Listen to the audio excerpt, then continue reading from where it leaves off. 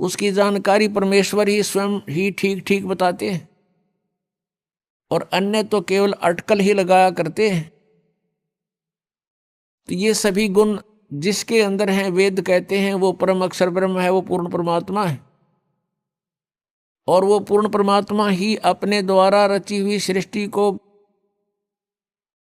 यथार्थ रूप में ज्ञान देते हैं, और वो परमात्मा स्वयं ही आकर के ज्ञान प्रचार करते हैं। वो तत्वदर्शी संत का रोल भी स्वयं ही करते हैं, और वो परमात्मा कवियों की तरह आचरण करते हैं।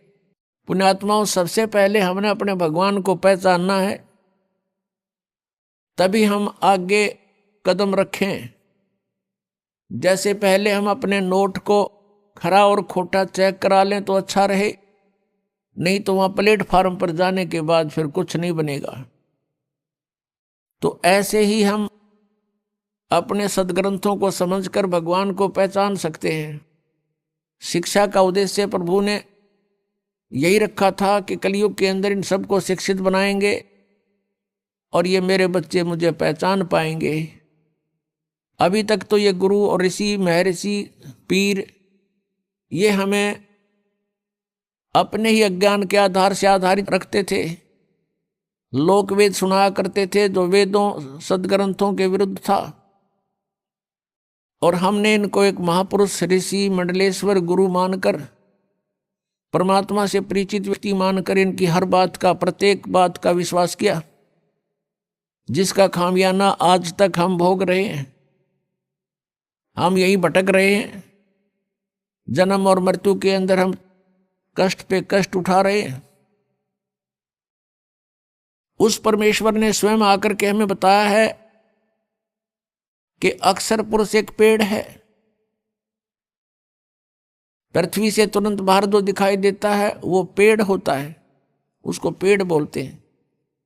पृथ्वी से बाहर का जो पोर्शन है पेड़ का, उसको पेड़ बोलते हैं। नीचे की जड़ होती है, और फिर ऊपर के पेड़ के भी कई हिस्से होते हैं।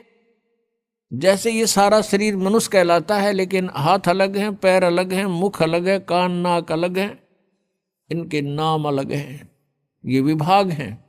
ऐसे ही तना जो है ये अक्षर पुरुष जानो, और उसके मोटी डार ऊपर चल के 2-3 हो जाती हैं, उनमें से एक मोटी डार को सरपुरुष जानो, सरपुरुष, जिसको ज्योत निरंजन भी कहते हैं, काल भी कहते हैं। और उस मोटी डार के 3 शाखाएं, ये रजगुण ब्रह्मा, सतगुण विष्णु, तमगुण शिव जी जानो, और पात रूप संसार। परमेश्वर कबीर देव जी ने स्वयं आकर के एक तत्वदर्शी संत की भूमिका करके हमें यथार्थ ज्ञान दिया। अक्षर पुरुष एक पेड़ है, सरपुरुष वह की डार, और तीनों देवा शाखा हैं, ये पात रूप संसार।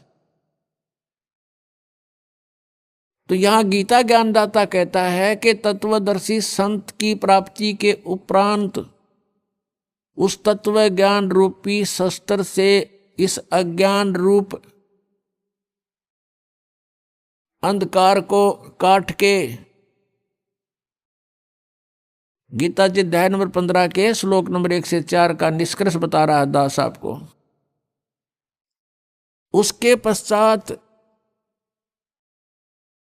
परमेश्वर के उस परम पद की खोज करनी चाहिए, जहां जाने के बाद साधक फिर लौटकर कभी संसार में नहीं आते।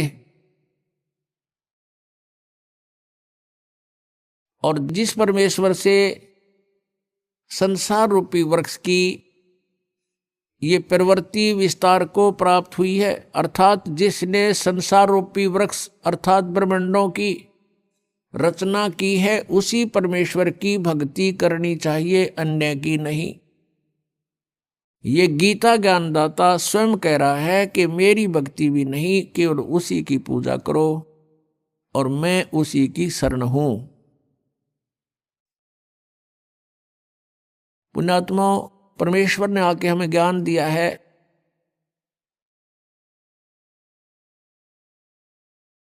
आप यहां के वासी नहीं हो,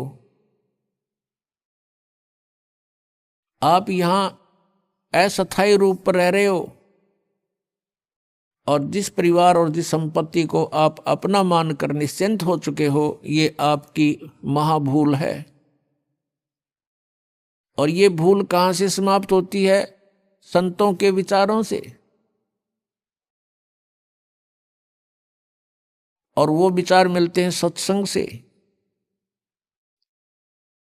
और पुण्यात्माओं, सत्संग आज के दिन 21 ब्रह्मांड में इस दास के अतिरिक्त कहीं पर भी आपको उपलब्ध नहीं है।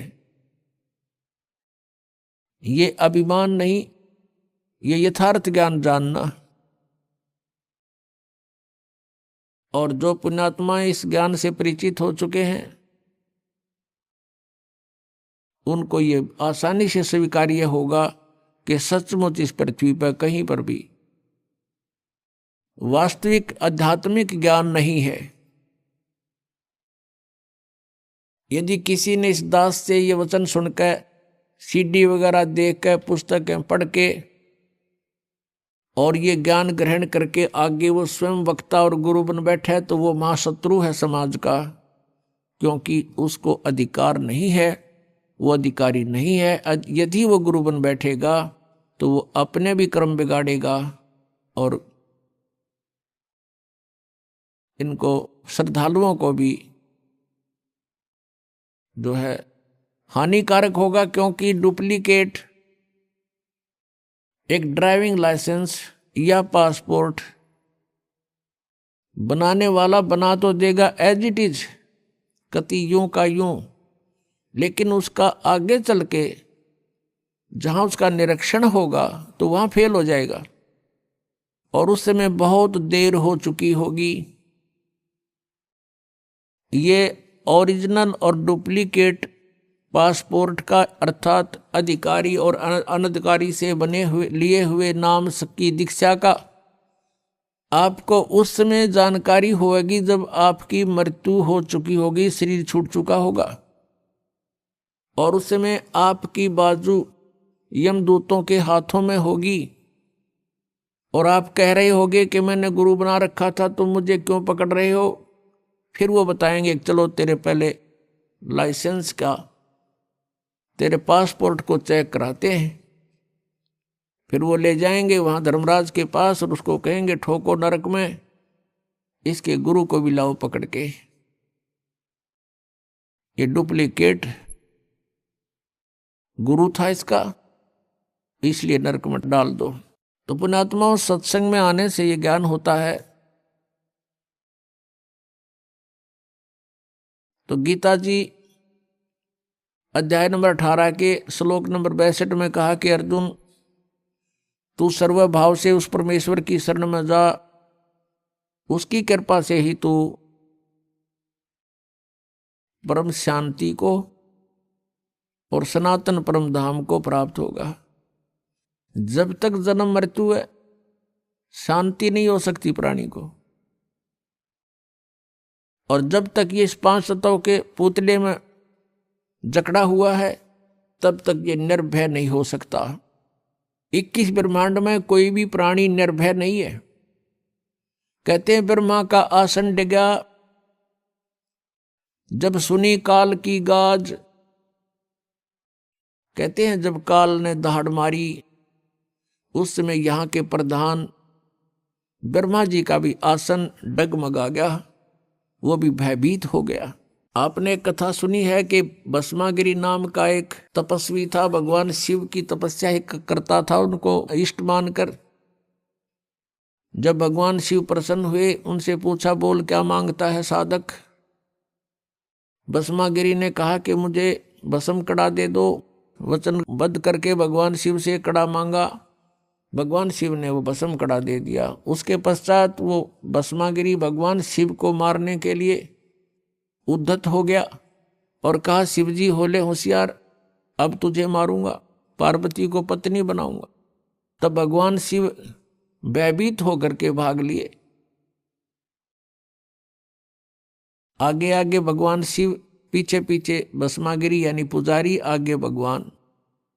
कहने का भाव ये है कि यहाँ कोई भी प्राणी